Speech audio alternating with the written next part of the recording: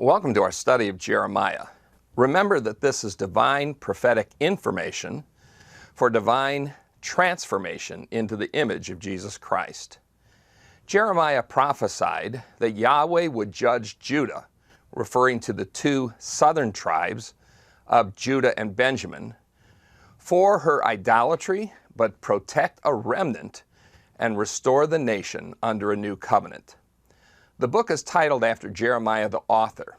The meaning of his name is uncertain. Some suggestions are Yahweh establishes, Yahweh exalts, and Yahweh hurls down.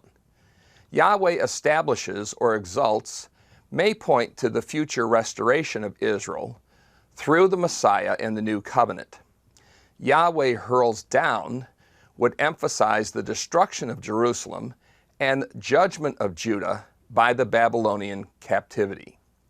Jeremiah was the son of Hilkiah. Hilkiah was a priest who lived in Anathoth of Benjamin, which was about 3 miles northeast of Jerusalem. Anathoth was one of the cities that was given by Joshua to the descendants of Aaron. Jeremiah was an unmarried man by God's command. God predestined before he was born that he would be a prophet.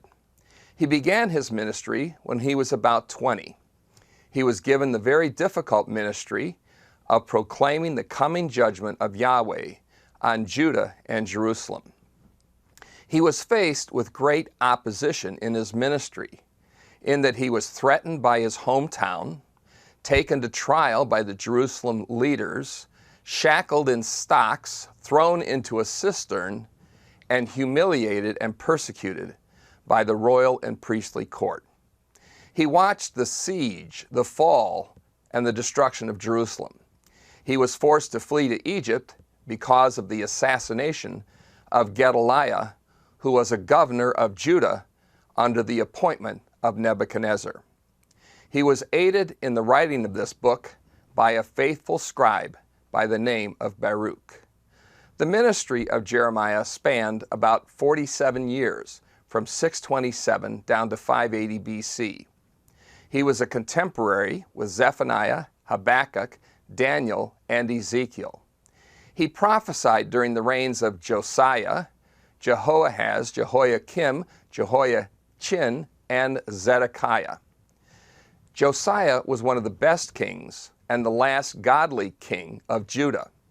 His birth and reign was the fulfillment of a prophecy that had been given 300 years earlier. He ascended the throne at the age of 8. The law of Moses was discovered in the temple at the beginning of his reign. He had the law read to the people, and this led to a great revival in Judah. He held the Passover celebration. He was killed in a battle with the Egyptians in which he was warned to stay away. Yes, Josiah was the last good king of Judah. Obviously, this was a period of turmoil for Judah. Assyria was weakening during the beginning of Jeremiah's ministry. The Babylonians defeated Assyria in 612 BC when they invaded and destroyed Nineveh. This led to a short period of independence for Judah. Josiah tried to stop the Egyptians from aiding the remaining Assyrian troops who were fighting the Babylonians. He did not want the Egyptians to take control of Palestine. King Josiah was killed at Megiddo by Necho of Egypt in 609 BC. The Babylonians, under Nebuchadnezzar, defeated the Egyptians in a strategic battle at Carchemish in 605 BC. This led Nebuchadnezzar then to enter into Palestine, to Israel, and complete the first deportation of people from Jerusalem in 605 BC. Jerusalem rebelled under King Jehoiakim and Jehoiachin. They formed an alliance with Egypt, resulting in a second Babylonian invasion and the deportation of residents in Jerusalem in 597 BC. Zedekiah rebelled against Nebuchadnezzar, and so he invaded and destroyed Jerusalem. This was the third and final deportation of 586 BC. Nebuchadnezzar appointed Gedaliah as governor, but he was soon assassinated.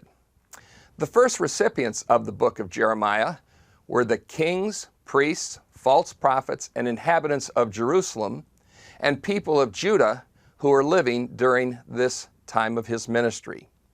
The book of Jeremiah contains his prophecies as recorded by his scribe Baruch. The book contains many oracles or prophetic messages that were given throughout his ministry. These people were steeped in idolatry and immorality. The nation, from the kings down, had rebelled against the Lord from the end of Josiah's reign until the end of Jerusalem. The kings oppressed the righteous and the prophets. The priests abused the temple services. False prophets contradicted the Lord's prophets. The people refused to hear the word of the Lord. The recipients of the final form of the book were the people who went into captivity and those who fled to Egypt and other countries. Daniel was given at least a portion of Jeremiah, which led to his understanding of the duration of the captivity as recorded in Daniel chapter 9. The main argument of Jeremiah is that Yahweh will judge Judah for her idolatry, but protect a remnant and restore the nation under a covenant. A major purpose was to confront Judah with her sins and warn the people of impending judgment so that they might repent and receive Yahweh's divine protection. Some key verses are Jeremiah chapter 7, verses 25 and 26. It says, "Since the day that your fathers came out of the land of Egypt until this day, I have sent you all my servants the prophets, daily rising early and sending them. Yet they did not listen to me, or incline their ear, but stiffened their neck. They did evil more than their fathers." Some major themes are lament and weeping. Don't be deceived, particularly by false prophets. Repent and return. Rebellion, hardness, backsliding, and idolatry. The persecution of Jeremiah. The attributes of God. Judgment coming from the north. Exile scattering the people. Messianic prophecies, Babylon and Nebuchadnezzar, and judgment of the nations. And you will discover others as you read. Jeremiah can be divided into three major sections with several subsections. Chapters 1 through 38 contain prophecies of judgment against Judah and Jerusalem. Chapters 39 through 45 contain a description of the fall of Jerusalem. And chapters 46 through 52 contain prophecies of judgments against the nations. We read that Yahweh calls and commissions Jeremiah to a prophetic ministry. Jeremiah calls Judah to repent in view of the impending judgment. Jeremiah warns the leaders and the people of the siege that will come and the captivity that will follow. He provides prophecies of hope with deliverance and restoration via the Davidic throne and new covenant. Jeremiah again emphasizes the fall of Jerusalem, the fact that the people will be delivered and they will go into captivity, but there will be those who will minister and care for them. Jeremiah prophesies against the nations that have violated Israel. And in chapter 52, a summary of the fall of Jerusalem and the fate of the captives. Now let's read or listen to Jeremiah from the perspective of a first recipient. You have either fled Jerusalem or been carried into captivity. You are living in a foreign land under the oppression of the Babylonians. Your ancestors were warned by the prophets that the judgment of Yahweh was going to fall on their immorality and idolatry. You feel like Yahweh has forsaken you, but the truth is that Judah had forsaken him. You read Jeremiah so that you might have hope in the Lord God and in the future.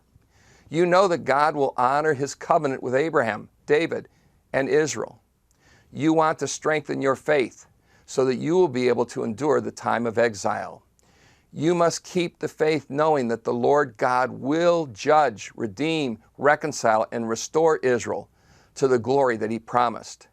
You read of the new covenant and await the new covenant that promises a new heart on which the law of God will be written. You must call on the Lord so he may answer you and show you great and mighty things which you do not know. You read so that you might have hope that the righteous branch of David will come and deliver Israel and fulfill the promises and covenants of Yahweh to Israel.